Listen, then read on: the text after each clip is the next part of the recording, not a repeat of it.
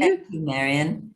The words you just ended with explain the whole drosha, and it's amazing how it's repeated over and over again that all we have to do is remember with every word we say, with every thought, with every deed, to walk in the ways we've been given. Now, this parasha is extraordinary because it's really examining, is there justice in the world? Is the world just a haphazard place where things just happen? And so let's just quickly look at this beautiful long song and poem of Moses. As I said, Moses starts very gently with the people, and you heard me read, let my teaching fall like rain and my words descend like dew. Now, this is only a gentle opening to the core message which Moses wants to convey. And this is an idea known as tziduk hadin. It's vindicating, it's proving God's justice. And the way Moses puts it is this, and you heard me read it. He is the rock, his words are perfect, and all his ways are just. A faithful God who does no wrong, upright and just is he. This doctrine is fundamental to Judaism. It is part of our being created in the image of God. We believe in original goodness. However, God is just, and now we get back, and this is the particular drosha. This is the particular part where the question that we've questioned before, and people will go on questioning, is if God is so good, why do bad things happen to good people? Why? Why do bad things happen at all? Is God corrupt? No. We were told in Moses' words that the defect is in his children, in us, in humanity, a crooked and perverse generation. Well, surely we are living in this pandemic as a result of a crooked and a perverse generation. Now, we can't only think that God is only for the Jews. We are part of a humanity. We are part, lesser or greater perhaps, not at all, of this crooked and perverse generation. But we also had our part by keeping quiet, by not doing things. Anyway, we are connected to all humanity. But what Moses is claiming and what great sages have been telling us, and I now refer to the great sages of our era, amongst them, as I've said before, is the great Rabbi Jonathan Sacks, Lord Sacks of blessed memory, is the great Rabbi Dick Hirsch of blessed memory. I'm referring to all these people who also have inspired me in addition to our ancient or older sages. God requites good with good, finished, and evil with evil. When bad things happen to us, it is not, it is because we, humanity, have been guilty of doing bad things. The fault, unlike what Shakespeare said, do you remember he said, the fault lies in the stars? It doesn't. It lies within ourselves. And this incredible teaching of Judaism, this is what Moses now is explaining. So as I said, when Moses moves in and becomes a prophet, he foresees that this is going to happen. And it's not only in Israel, the promised land, it's the whole world. The promised land is the whole world. And Israel and the Jews are supposed to be those who are walking the way and leading the way and hopefully giving small little examples, as I know each and every one of you are, of how to get out of this madness that we've created around us. So, you know, this is not a comfortable religion because it will not allow us to play the victim. Sorry. because we are part of all humanity. And if we recognize that, we can't say, oh, well, it's the person's fault in China who ate that. No, we've got to go back to the corruption, the greed, and I've said this too many times, and the abuse of wildlife, the corruption and greed that we see in countries around us. We must raise our voices, even if it's to each other, and even if it's to the people you meet. It'll all build an ocean of justice. Now, I did mention that Moses warns them that, like, with the word Yeshurun, you're going to grow fat and you're going to forget about God. And that's the first time this word is mentioned. And for anyone who joined late, it means upright. So the upright forget. We forget when everything's going well. When do we turn to God? When things are going bad. We must remember him when things are going well and guard our actions and our words, etc. So Moses is bringing the Torah to a close with a constant theme and heart of our Jewish religion, to take responsibility, not only for ourselves and our own actions and thoughts and deeds, but to encourage others to act like that as well, to see the goodness in others and to encourage that goodness, and not only always moan, lashon hora, and do the bad. But we've been hearing that for the whole year now, and I presume we're going to go on hearing it in a different way as we start the Jewish New Year. However, there's certain points that I thought was very important to discuss with you, because Judaism is unique in its view of God and justice and original innocence. We're very unique in this view.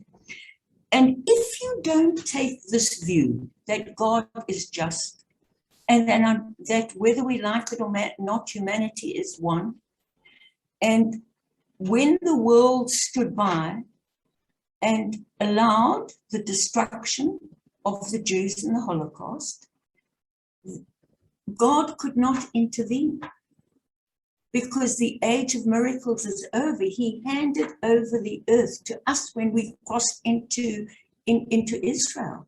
And he said, right, human beings, all of you, walk the path of justice and righteousness. Don't abuse nature, don't abuse the earth, don't abuse each other, and you'll live in prosperity. We, the world, haven't done this, and we're part of the world. We're not better or separate. We just have the teaching, so we should be teaching it louder, perhaps, and doing it for others. But there are three alternative views, and I'd like to share this with you before we conclude. The Greek philosophy, mainly Greek philosophy, saw everything as fixed. It's in the stars. Yeah, it's your fate. If you're born a king, good luck. If you're born a slave and you're born to suffer and die, well, that's it. Basically, it's the harsh theory of Darwinism, a Darwinism without Hashem in it. Today, we can have both. It's creation, an energy of creation, but with a goodness at the heart of it, an energy that is promoting everything for growth, a tree that grows towards light. So the Greek philosophers said, oh, well, can't help it. And just to quote it, they said, the Greek philosophy believed the strong do as they want and the weak must suffer because they're born weak. Too bad. That is just the struggle to survive, and there's no more justice. The only one that really survives is the strongest, not the Jewish way. The second way, and this I found as a revelation when I was preparing for this drosha, is a book that the Lord Jonathan Sachs wrote, and he called it Not in God's Name. And that is the idea that is very prevalent in many other religious streams of dualism, of a God and a devil, of a God and a Satan. We do not believe in that. We don't. And I thought this was quite amazing. You see, that evil comes from an opposing force to God, from Satan. You've heard this referred to as the devil, the Antichrist, Lucifer, the Prince of Darkness, and many other names. Please remember that we are a monotheistic religion. We only believe in one God, and our God is not the source of evil. We are when we break the laws, be it the laws of nature, be it the law of man, be it anything, and we're part of humanity. So this is the most dangerous concept in history, a dualism of God and Satan. Why? It divides humanity into what is absolutely good and what is absolutely bad, and has resulted in pain and death to humanity over the centuries. You can see this in the Spanish Inquisition, when they believed theirs was the only way and all other ways were bad. They killed thousands, not only Jews. The Holocaust didn't only kill Jews. They killed homosexuals, gays, handicapped people, gypsies. It's a madness to think that there's good and evil, and we must kill everything that doesn't agree with us. So I found that of enormous inspiration, is that, and we only have to look at the tragedy of extremism in every religion today, and particularly in ISIS and Islamic, where they're just killing other Muslims who don't agree with them. The third alternative, and on this I'm going to conclude, so you can believe that everything is fixed, there's nothing you can do with it. You can believe that there's good and evil, and there's this battle, and you can kill everyone who in your opinion is evil. Or the third thing that the Jews will not depend on is the world to come. Although we have an Olam Haba, that does not mean we can suffer and be miserable here and do nothing about it and wait later to enjoy everything. Yes, Olam Haba is mentioned in Judaism, but it's just mentioned. And it's very interesting is that it's hardly given much mention at all. Instead, emphasis is put on the fact that we've got to work here each in our own small way. Doesn't matter how you're doing it. Being part of the Shabbat service is your way. Leading a service, leading a nation, leading a family, being head of a business, how you speak to the beggar in the street. Of course, how we give as well to the beggars, but it's much more than that.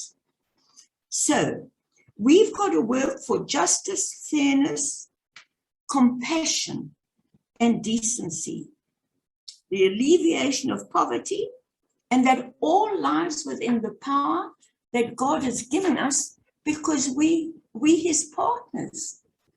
After the miracles and the land of Israel became, and we and the rest of the diaspora, we are the only way that God can complete his work here through our believing, and I don't mean only Jews, I mean humanity, believing in justice and goodness.